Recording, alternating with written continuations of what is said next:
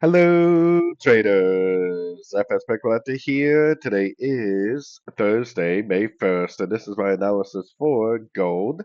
If you haven't done so yet, definitely do check out my free Discord channel, which is linked down here in the corner at the end of the video. And make sure to check out my website, fxpipcollector.com. Watch the video on my home screen to learn more. So gold actually just kept on pushing down, and if you watched my video yesterday, I warned about this. I said that if gold does not go up and break structure, that's going to invalidate the idea of this continuing up, like I said in May. And it never did break structure, but instead it made it lower higher, just pushed on down. Now there is a few options here. I mean, I still think this could be a wave A and a wave B. It could be like either a running or an expanding. Gold loves to make flat patterns.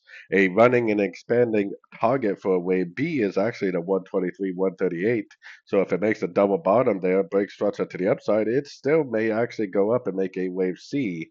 Like I said, gold loves to make these expanding and running ABC corrections, so it's definitely very, very likely. Now, one issue with this analysis is when you do all your analysis on the 1 hour time frame, often you miss the bigger picture. If we go all the way up to the daily time frame, the daily is actually making me think this is actually only a 1, 2, 3, 4, 5 of wave A. And this is eventually going to stretch out into a wave B and then eventually go down for a wave C, maybe even all the way down to like I don't know, maybe the 2880, maybe even the $2,800 area to make a wave 4 of wave 3, and then eventually go up for a wave 5 of wave 3. And that potentially would be the end of a wave 3 on the weekly, monthly time frame.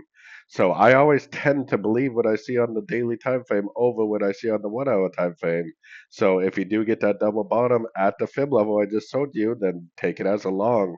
Just be aware that the daily time frame is making me think that this is more likely in a big wave 4 that will likely last several weeks because this is the daily time frame.